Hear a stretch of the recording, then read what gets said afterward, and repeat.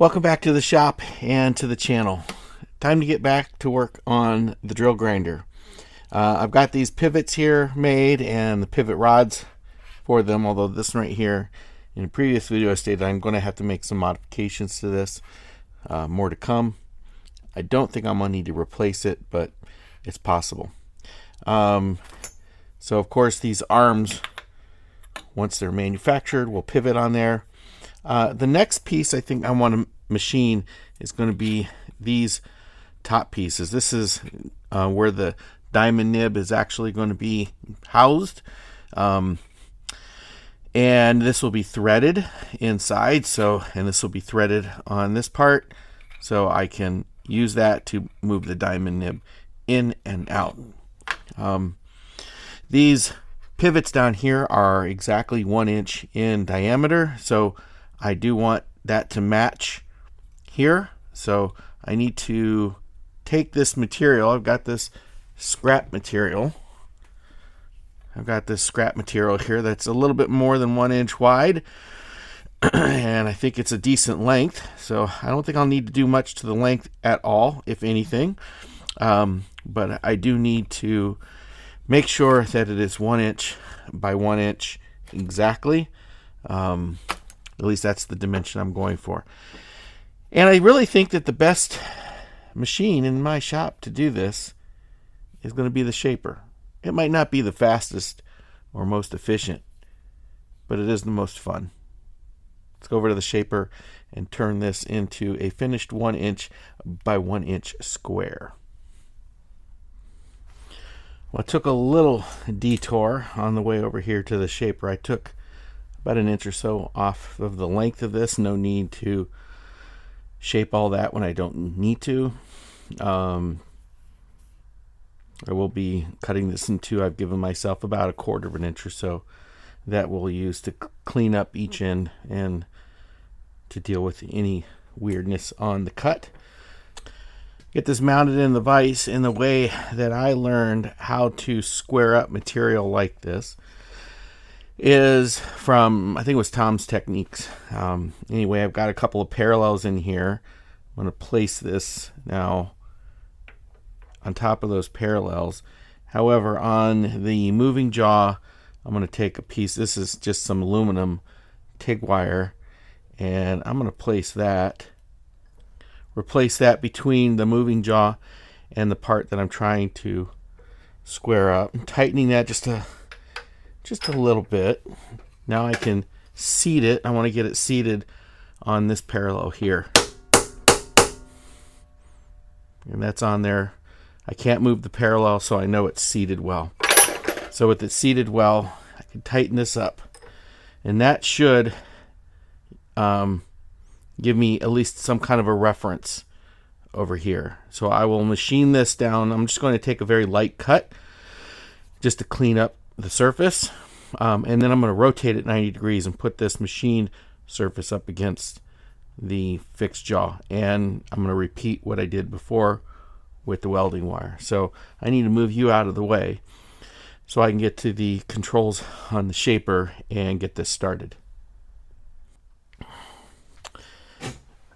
Get this cutter moved over to bring this down close to where it's almost touching, and now I'm going to move the ram back and forth, see where I'm at. Now I do have this stroke a little bit longer than it needs to be, and that's partly because I don't feel like adjusting it, and I'm just moving it back and forth until I can see it touch. Okay, I think I can. There, it's just barely touching now. Right. Go ahead now, move this cutter over. Okay. I'm going to drop this now. Probably, let's drop this. Take 15 thousandths off. See how that does. We'll tighten the gib here.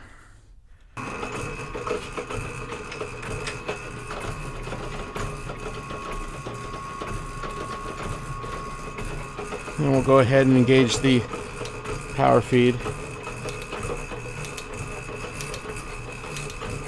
That's only taking about 4 thousandths in step over. I could probably go a little bit faster, but this is going to be a finished machine surface, so I want to get this looking as nice as I can.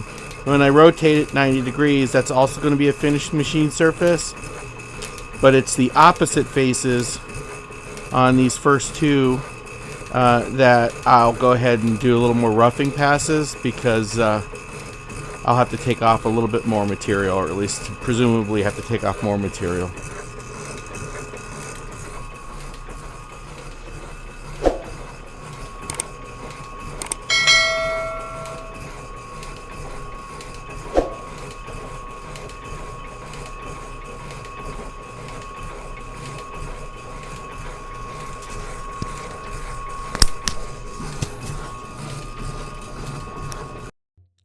And it was about here that I goofed up and touched the microphone and realized I'd muted it.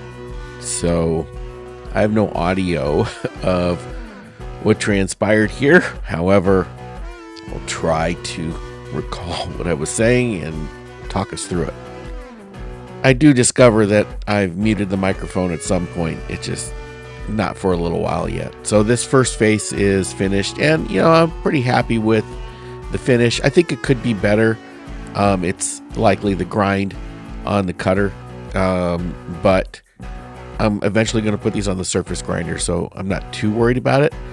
So now with this side finished, I need to loosen the vise so I can rotate this now 90 degrees counterclockwise if you're looking at it from the front. So after quickly deburring the edge there with a file, now I'm rotating it 90 degrees. I'm still pushing it up against the fixed jaw of the vise, and I'm really interested in seating it on that parallel. The welding wire just kind of takes up some irregularities in the surface because I don't expect it to be square or parallel to any of the other sides.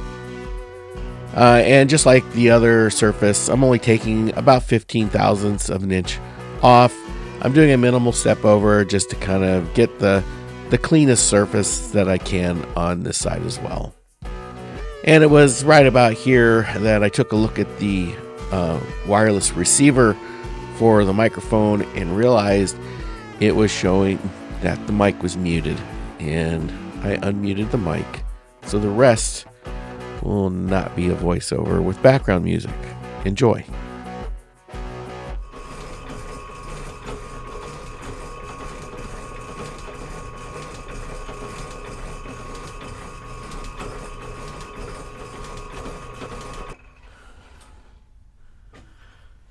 Okay, that's two sides now machined, and they should technically be square to one another.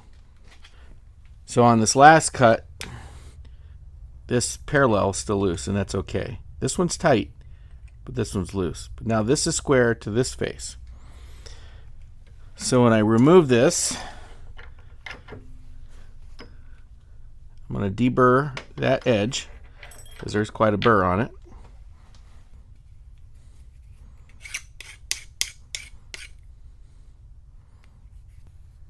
Okay, that feels good. So now I'm going to rotate this again, another 90 degrees. Open up the vise jaws here a bit. Make sure this is clean. Turn this 90 degrees. Now, this and this face should be square, but this front face is still not. So I still want to make sure I get some good clamping power on it. So I'm still going to use my piece of TIG wire.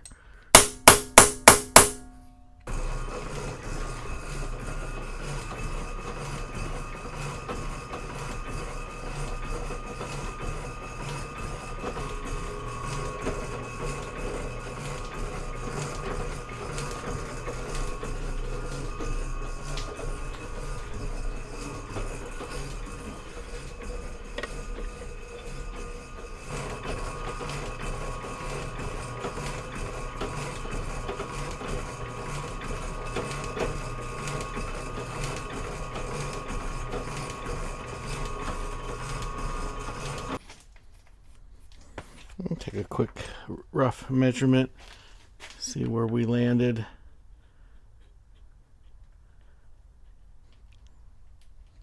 It says 1 inch 91, so about 1 inch 90 thousandths. So I got 90 thousandths to come off of this.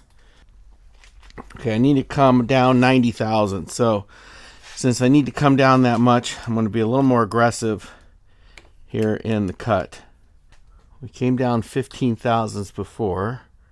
Let's come down, let's do 30 thousandths.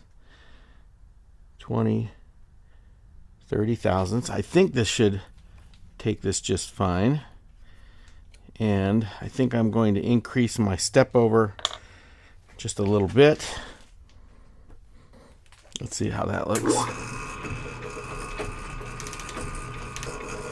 Let's see.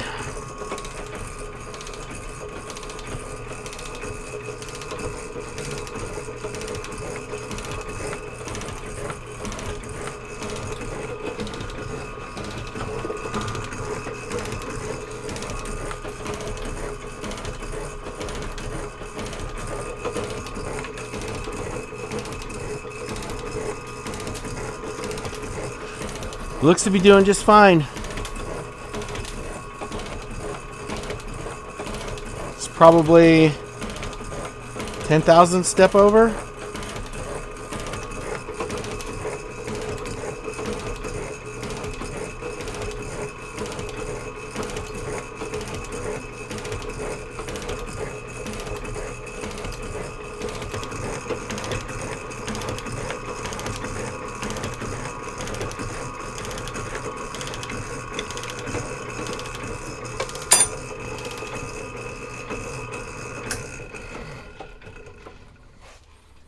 All right, we're going to do the exact same thing again. We're going to drop it 30 thousandths. Same step over.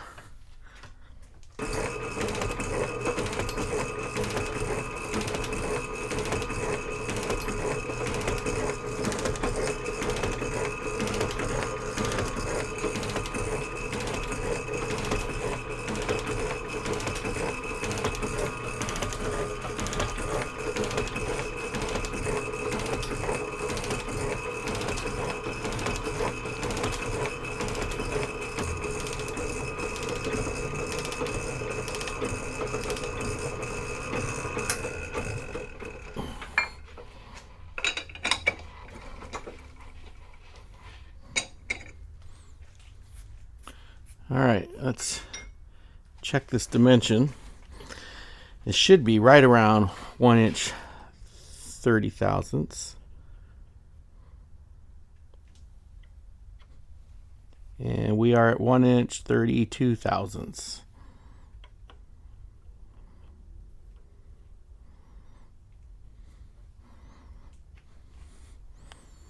One inch 31 thousandths. So yeah, that's about where it was before. So I need about 31 thousandths to hit 1 inch, but I really don't want to do that. So I want to go down, say 25 thousandths. So we're going to take this in 2 passes, 12 thousandths each. But I think for this first pass, we're going to leave the step over the same. I think the second one will tighten that up a little bit.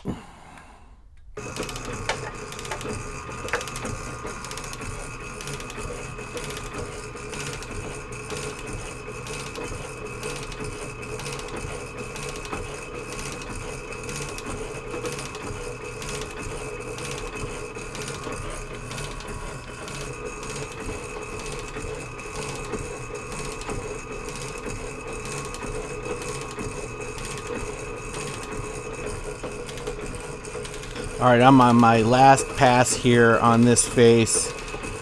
This is about 5,000ths depth of cut, and my step over is about 6 thousandths.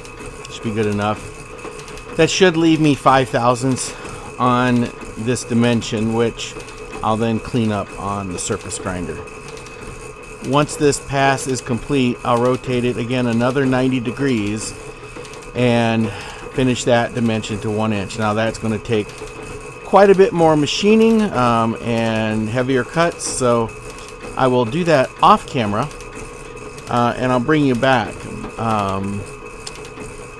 after I split this in two. So I'll get this down to 1 inch by 1 inch, and then I'm going to split it in two so I can finish off the other faces.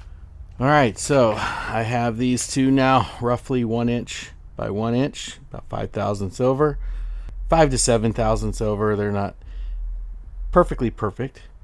Now the task is to bring these down this dimension to 1 inch 350 thousandths. So because I know that these faces are not square, it would be tempting just to go ahead and put two parallels down in here, but that would be a mistake. It's also tempting for me to put both of them in here at the same time, but that would also be a mistake. So what I really want to do is just put on one parallel, so then I don't have to worry about this other side being out of kilter. And then I can use my square here on the bottom of the vise to make sure that the side is square, and that looks pretty good. Crank this down.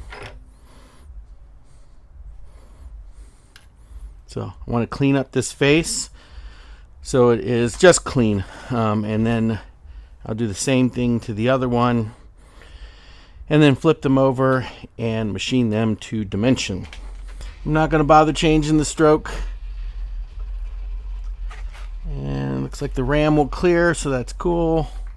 Same exercise as before.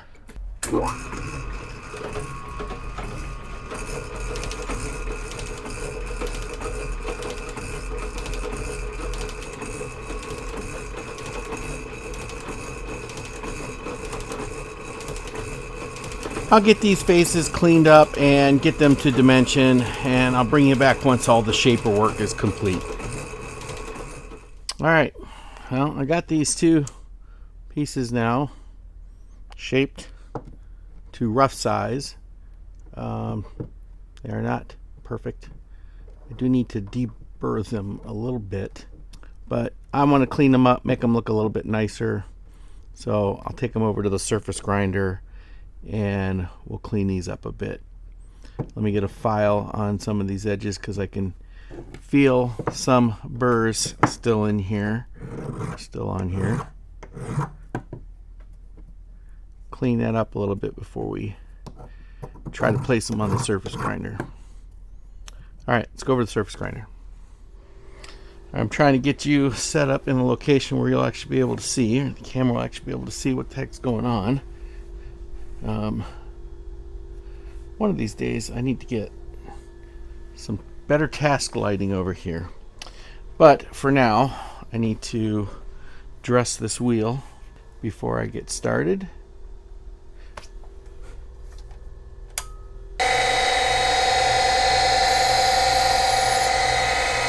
Still need to work on some dust extraction for this.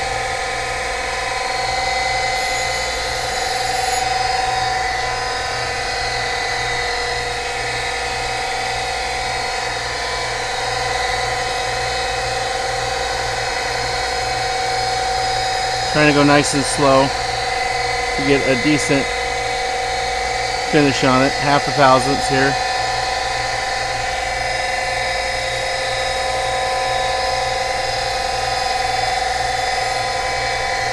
The hope is that will result in a better finish. We'll see.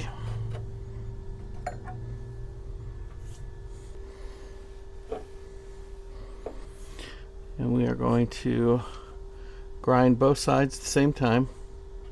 I do need to come up with something better for this. I want to make some copper tubes that'll come down and feed this. That way it's fixed more or less. All right.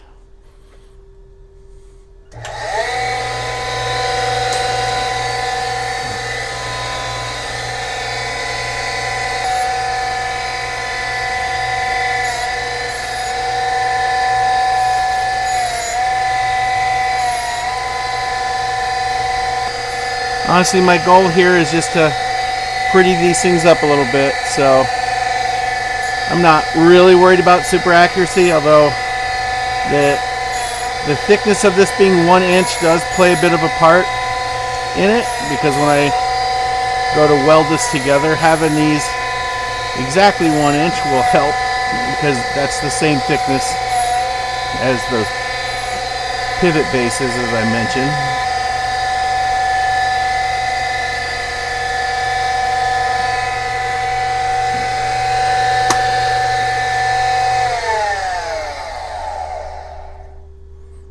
Alright, that side looks pretty good.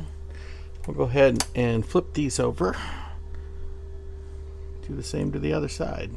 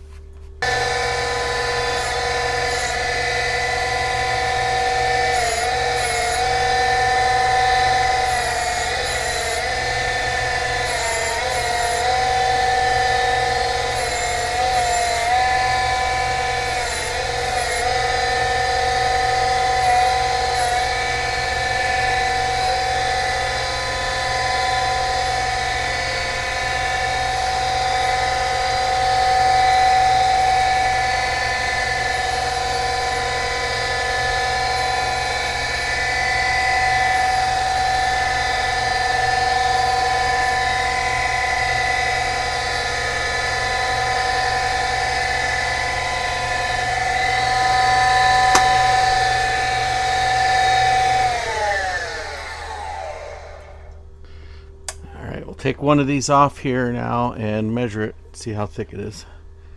See if we need to take any more off. Come on, there we go. Fingers crossed that I didn't go past my target. I don't know if you can see that, if it's in focus or not, but we're actually about 4.5 thousandths. So I can come down 4 thousandths and hit my target, which is good. Yeah, 4 thousandths. 4 thousandths over. All right, cool. At least on this, at least on this dimension, I know I can come down 4 thousandths, and we're gonna come down 1 thousandths.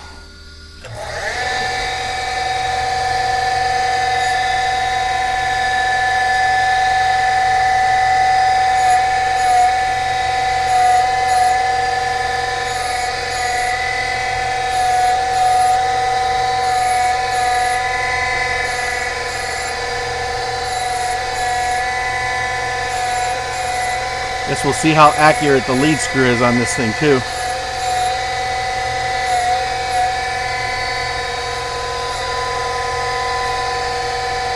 Yeah, it's 1 thousandths. There's another one.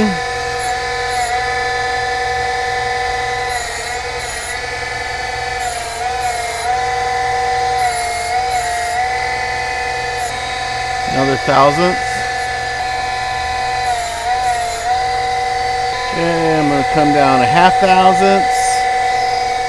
I'm going to step it over a little different.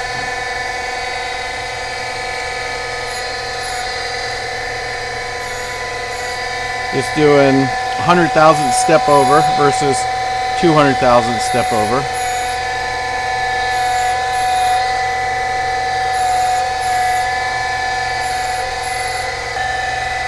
Okay, now we're going to go another 1/2 thousandths.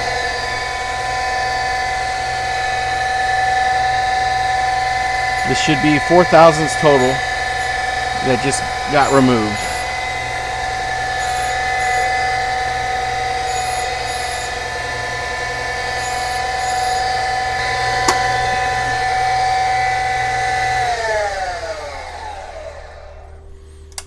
All right, let's see how well we did. Let's see, how close are we to 1 inch? Oh, look at that. Almost exactly. That is exactly 1 inch. I don't even think there's any tenths and 0 tenths Wow, I'm stoked. That's pretty cool. All right, well, I have 2 other sides and the ends to do. I'm going to do those off camera. I'll bring you back when I'm done. So for the long ends, I have one of these magnetic transfer blocks, and because it's so much taller than it is wide, I think this makes a little bit more sense, makes it a little bit safer. So I go ahead and get this end cleaned up and then flip it over. This length dimension isn't as critical, even though the height and width here isn't critical either, or width and depth, whatever. The longer dimension is even less critical. And when I go to weld these things on, it'll make sense. At least I hope it does. So I can go ahead and get these taken care of.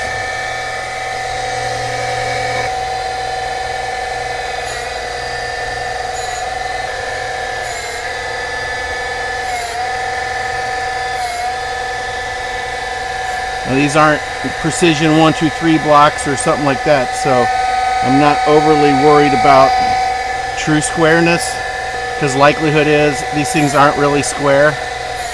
They're square enough, but they're not going to be within a tolerance that you would say used for a precision ground 1, 2, 3 block or something like that. Why am I doing this? I don't know. I thought it'd be fun. Plus I get to use my surface grinder.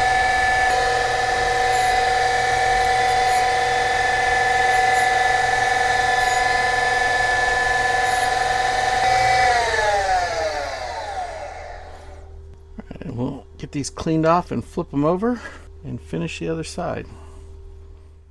Okay, here they are. Nicely ground. I think they came out really good. And my dimensions, that is maybe a 0.5 I'm sorry, 0.2. That is maybe what, 0.2 undersized there. That's perfect-ish. Perfect as it's going to be. That's pretty much maybe a 1/10 over. Same thing with this one. Perfect, I think. And then for the length, my target was 350, 1 inch 350.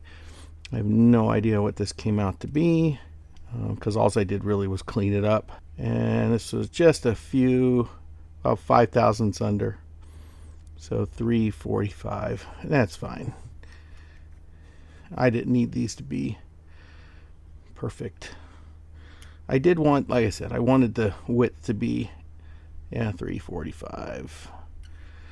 I wanted this dimension here to be as close to 1 inch, because when I weld the riser to this, between it and the pivot, that riser is going to be a little bit smaller, and I'm going to have to pack that up when I weld it in order to get it centered, and I want it to match the pivot. So the closer these are to that 1 inch, the more they'll be in the center and the better it'll look, and also the more even the weld. Now, welding these when I get to that point is going to be a challenge in itself, but for now we've got these. Now I've got to take them over to the mill and bore some holes in it.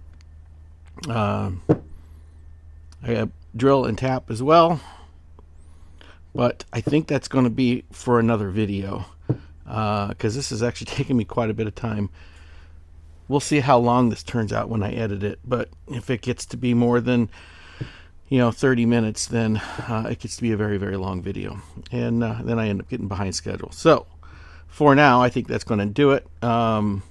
Next step will be to bore these, ream, tap, and then I've got to make the nibs, the nib holders, and I got to do that before I make this weldment and weld it to the riser, etc. So if you like the video, give it a thumbs up. Drop me a comment down below. Those, I do appreciate them. I try to read every comment. They certainly help with the algorithm. So if you like the channel, give it a thumbs up. Drop me a comment. That'll help the channel grow. Subscribe if you're not a subscriber. Hit that bell icon so you get notified when I publish another video of the shenanigans in this shop. So with that, I'll say thanks for watching, and we'll see you on the next one.